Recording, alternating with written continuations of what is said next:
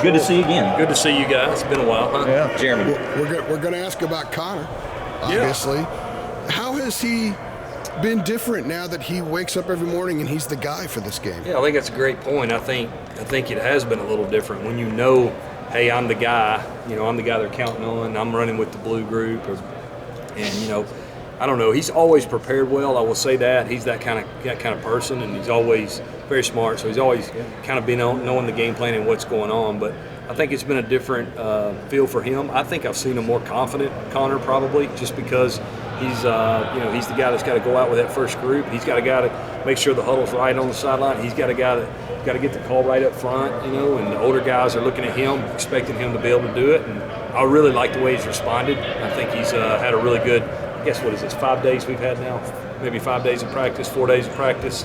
So I'm excited for him. This is a great opportunity for him. He's waited for this opportunity and the chance to get on the field and kind of go with the first group. I'm excited. Hopefully he'll play well, and looking forward to watching him. Mac has talked a lot about consistency with him, and Connor acknowledged it too. Yeah. Where's the consistency level been? And if I can add to that, after Campbell game, Mac said he had started to become consistent at that point. Has he continued that? Yeah, I think Coach is right. I mean, toward the last month of the season, I really thought he made a lot of strides. If you think about it, really hasn't played hardly any since high school, I guess, redshirted, and then this year spot play here or there. So I think for him, and I was even joking with him the other day, like, you'll have to be ready to protect the ball now, because you hadn't got that many reps and getting hit again and doing all those things that go along with that. But I think for him, being consistent is the key, and that's for any young player, especially a quarterback, consistently being able to get all the protections right, to go where you're supposed to go with the ball, and then execute the throw. I mean, there's a lot that goes on in that short amount of time, and I like the progress he's making. He has been more consistent for sure than maybe last spring or even early fall camp. So looking forward to that. Chip, how do you not let the disappointment from the end of the season sort of bleed over into this bowl game? Do you think the longer layoff helps with that? Yeah, it's for us. It's each week's a new week. We don't really do that. That's when you're in this profession or you're playing at a high level, you have to go on to the next play. Some people, I guess, don't understand that. But like, if you don't, then you can't let anything carry over. So that's kind of what our attitude is. We're excited about playing West Virginia. Really hadn't talked a lot about the past. I don't think you can get into that and be successful. Most people that play or coach at a high level, I think they have to do a great job of washing it. And once it's over, and whether it's a win or a loss. Chip, how does Kobe Paysour look out there? We saw him last week. He was in pads and everything. How is he moving around? Yeah, I think you see him getting his legs back under him. He's worked really hard to try and get back, and we need him if he's available. We definitely need him. He's a spark to the offense, a veteran guy that's made a lot of plays. So I like what I've seen from him. Just got to get his legs back under him. It's a different deal when you miss some time, conditioning level and so forth. Football conditioning is what I mean. It's different than going in and getting on the treadmill or getting on a bike or anything. Football conditioning is a lot different, but he's a veteran player. He's a really good player, so hopefully everything will be ready to go for him for the bowl. And then on the availability topic, obviously several guys have had their opt-outs, just everything like that. What are kind of some of the challenges of kind of bringing in some of those guys on the depth chart that haven't had as many game reps and telling them, hey, you're going to start? You know what? I think it's a challenge for sure. Everybody's dealing with it. I think Coach Brown called it the New Opportunity Bowl, which is kind of fun. You get guys out there that hadn't got a lot of reps. All the freshmen, even if they played 4 games, we can play them. So they're vying for opportunities to get on the field, which is exciting. I think we focus kind of on the guys that are here that are playing more than anything else. It's a different world than we grew up in, and we all played in, and guys do different things for different reasons. And we love the guys that are not with us. There always will be a Tar Heel and so forth, but at the end of the day, we have to focus on the guys that we have here that are ready to play. It's not fair to the guys here to worry about anything other than that, and that's kind of what we're focused on doing. So what does tight end look like right now? Yeah, we're thin for sure. I think Deems is doing a great job. Deems May, which we moved over in the spring, I think. Yeah, in the spring. He's played a little bit here and there, but we're trying to find maybe some more depth there. We've got to be very creative in what we're doing, and we'll see. We've been a huge 12 personnel, sometimes 13 personnel team this year, which is good. It fit our team, but those 3 tight ends that we're playing all those reps aren't available. So we got to make sure that we try to give our guys the best plan we can, and we're still working through some of that. You you got a new center to go along with the new quarterback. Yeah. Like, what is that dynamic like when it was so sort of cemented and locked in with Drake and Corey, and now it's Connor and Willie? Yeah, it's a different vibe for sure, but not in a bad way. I mean, Willie's excited about his opportunity to play center. Kind of gives him a head start maybe on next year. We know he can play guard or center. And then Connor, and when you have two veteran guys back there, there's communication's pretty simple. They've done it a bunch of times. They've gotten a bunch of reps. So some of it very subtle. And with this one, we've got to think the number one focus for us is making sure the communication is good, making sure we're all on the same page. I think Corey and Drake did a great job of that throughout the season. But they played a lot of snaps, and I think Willie and Connor are going to get there. They're both really smart guys, but they don't have the reps in the bank, so to speak. But so far, so good. We got to do a great job coaching them, giving them the best opportunity, and that's kind of what I'm focused on. How do you try to speed up that process of just, we've seen him when we're out here. I guess it was last week we saw him working. Mm-hmm. It was Willie, Connor, and Deems May of all, a threesome. But how do you try to speed that up? I don't know that you can. I got to do a great job giving us the best opportunity. Just do the things that we can do the best and execute, and try to do those as many times as we can. And at the end of the day, we can't change our offense totally, but maybe we focus on the things that are our strengths now, and not when we have the other guys. So that's kind of sorting through that. And then everything that doesn't always fit the team you're playing. This team's gives you multiple looks. They're a mid front, or they're sometimes an even front. So not all the things that you say, hey, Connor can, or Willie or whoever can execute, it may not fit this week. So it's not as simple as just saying, well, we'll just run these plays with Connor because they may not fit. And then it also doesn't make sense to say, we have to change our offense because we're wired to do things a certain way. So it's a balance. But I think everybody in the country is dealing with that, and we got to figure the best things that we can execute at a high level and really run those things and then let our guys go play. The one thing I will say is because some of these guys haven't played, they're going to be really excited about playing. And that's what, to me, the bowl is about. Coach has mentioned it, and I always agree with him on this, that the team that's the most excited team to play usually has the best opportunity to win. Now, West Virginia will be excited too. They're probably in the same boat.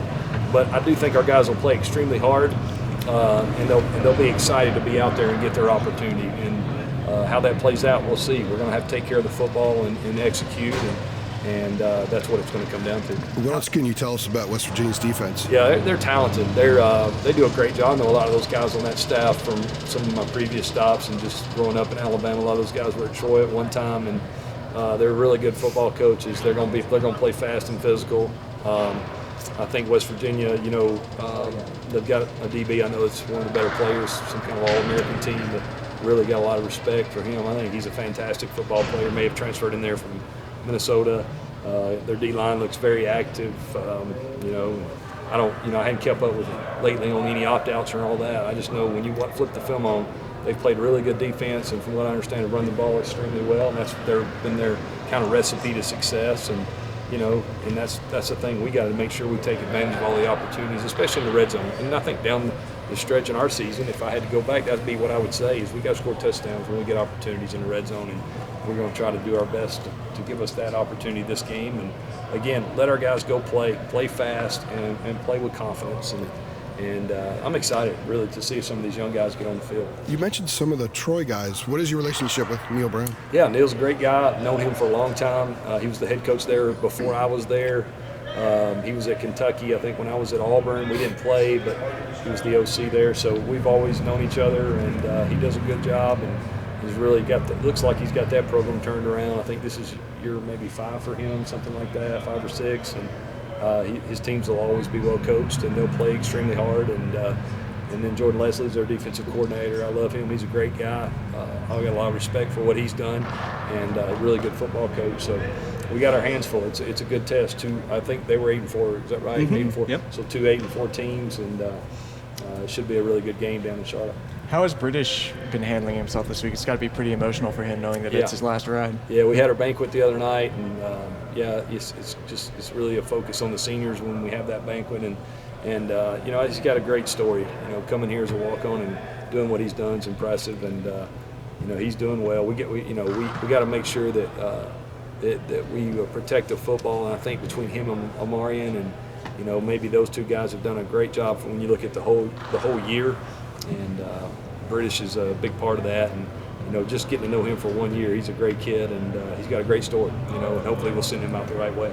Chip, has this reset, it feels like a reset, obviously, with the break. Has it been good for Nate? Has he needed that with some of the injuries, the drops, things like that? Yeah, I think Nate not only is not just for him, but for a lot of guys, just the nicks and bumps and bruises of a season. I mean, they wear on you. We had a tough stretch there toward the end of the season. We played some really good football teams, some really good defenses from our side of it, and I think Nate struggled early on with an injury and has gotten better, and I think the confidence in it's gotten better too. And I've seen a Nate that's what I saw in preseason camp and early practice during bowl prep. Excited about seeing him play. Chip, obviously we asked a little bit about Connor earlier. Yeah. What have you seen from him from, I guess, a leadership perspective? Obviously Drake had been, controlling the offense for a few years, familiar with the guys, everything. And this is Connor's first start. What have you seen his leadership style? Yeah, I think Connor is growing into that more than anything. When you're not the guy, like especially you follow a guy like Drake, I think you learn from him, and I see him preparing like Drake did and doing things like he did. So Drake's been a great influence on that whole room. But Connor's got the respect of our team. I do know that the way he prepares.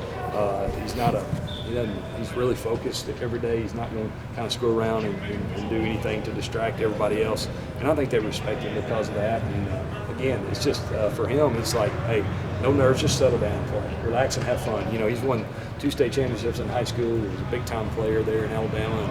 And that's the Connor we want to see. And to do that, they have to be very confident. They have to know what they're doing. And then the speed of the game, it's just got to, that's something that'll take care of himself. He'll adjust just like he did probably one day when he went from freshman to varsity in high school. We just need that to happen really quick.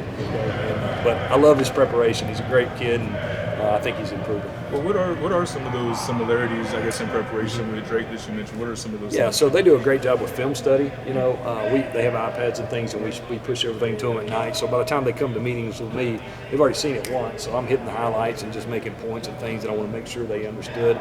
But he's never not going to be prepared. He's going to understand what our checks are going to be, how we need to get the protection. He always has. He's prepared that way. And I think Drake was a great example of that. Drake knew how to prepare, and nothing really ever caught him off guard. And I think Connor is kind of in that mode as well. Chip, thank you, Jeremy. Can 2 Alabama guys and Chip Lindsey and Connor Harrell talk to each other a little differently? I think so. Is there some sort of innate understanding about things? I don't know about that, but he can understand my dialect. I think Drake stood right here when I first got here and called me. What do you call me, an Alabama country bumpkin? From He absolutely did. I believe you were right over there with him earshot. He was standing here. So Connor probably gets that. Like I said, and I'll just take one more pop at Drake. It's not like he's from New York City or somewhere. He's extremely cultured individual, right? From Charlotte. But no, it's Connor and I got a great relationship, and I'm excited about it. So we'll see. I don't know if it matters where we're from or not, but we want to see him play well for sure. Do you not have to, but maybe do you personally want to tell him more just in his ear than you would Drake? You know what I'm saying? There's a tendency to want to do that. I agree 100%. But there's also a tendency to give too much, right? Overload him. I want him to play, and he's got to be in the flow of the game. So you have to be really careful, I think, about too much information. But I will say, the quarterbacks that are here, I want them to know what I know. That's the thing. That's what we always say. You have to know what I'm thinking, and I think he does that on his own. And I'd love to hit him with reminders and things, just like I would anybody else. But he's a smart guy. He's going to do fine. All right. Thank you. Thank you, Chip.